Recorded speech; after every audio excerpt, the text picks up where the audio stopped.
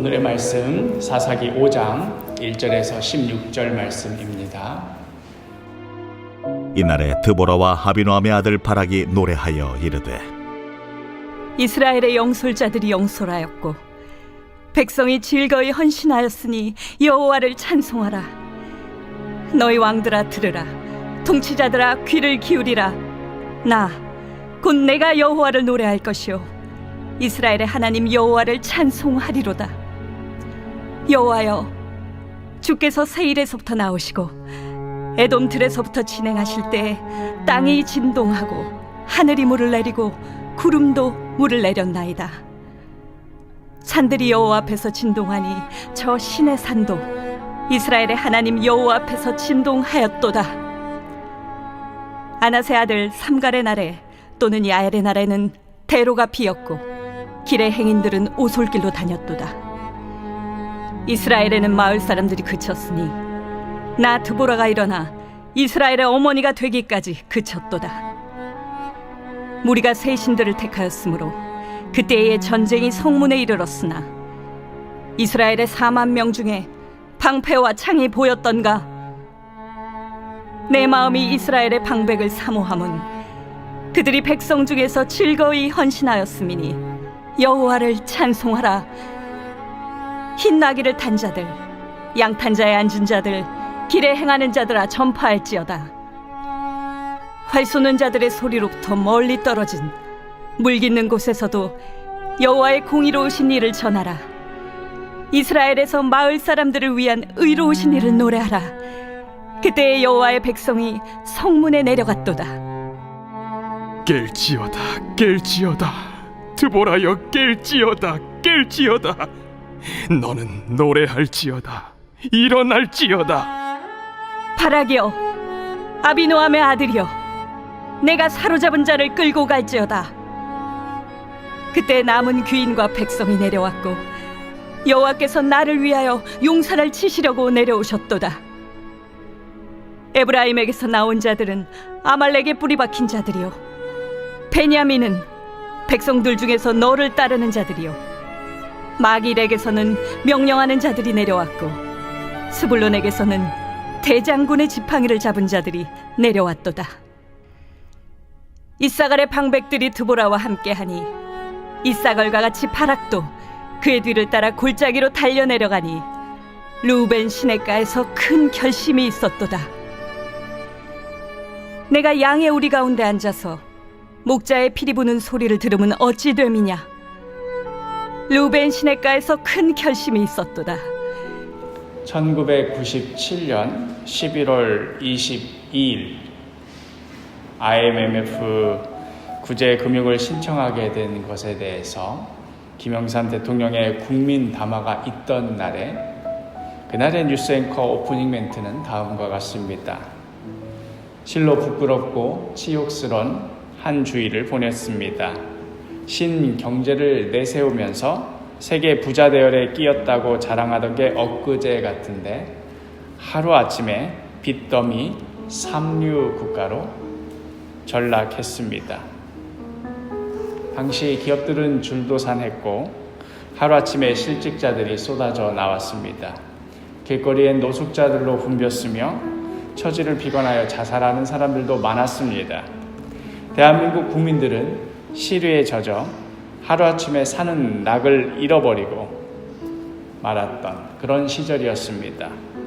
2000년 12월 4일 김대중 대통령이 IMF 모든 차관을 상환하였다고 발표함으로써 짧고 굵게 외환위기를 겨우 넘기기는 했습니다마는 국민들의 가슴에 깊이 패인 상처는 쉬이 아물지 못하였습니다.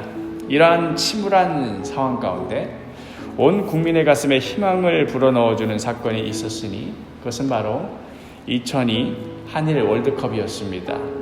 특히 16강전에서 만난 이탈리아와의 대결에서 초반에 내준 한 골로 0대1로 지고 있는 그런 상황에서 경기 종료 몇 분을 앞두고 설기현이 동점골을 뽑아내 연장전에 돌입하게 됩니다.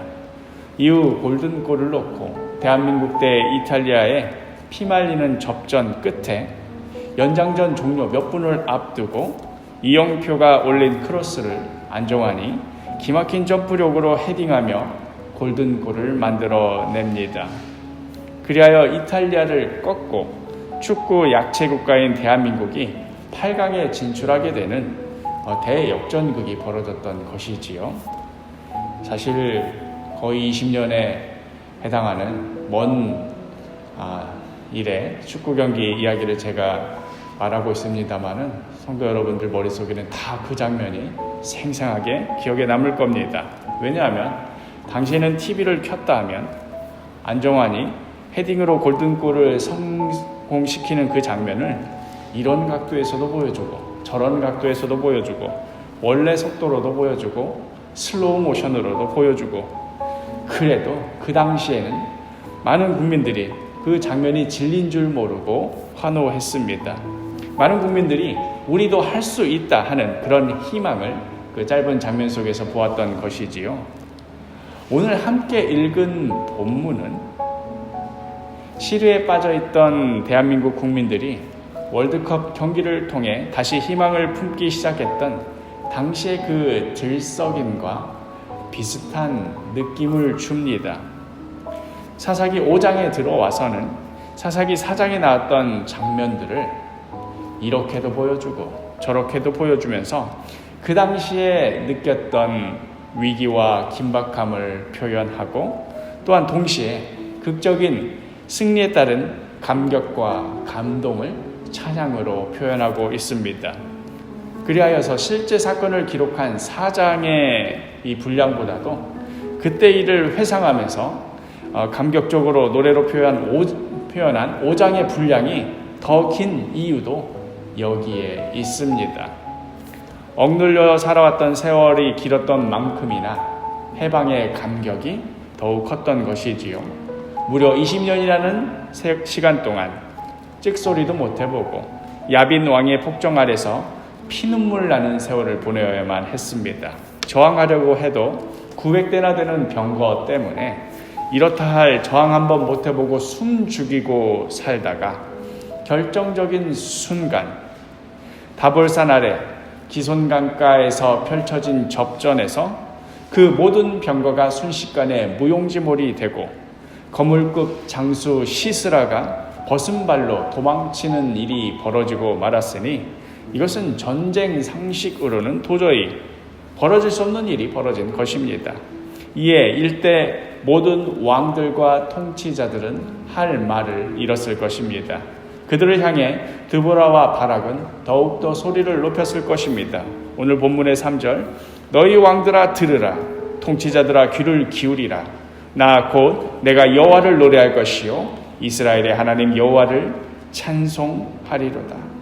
이 모든 승리는 사람이 할 수 없는 하나님께서 이루신 것이니 이제 그것을 목도하게 된 모든 자들은 하나님께서 행하신 일들을 찬송하는 이 노래에 귀를 기울여야 할 것입니다.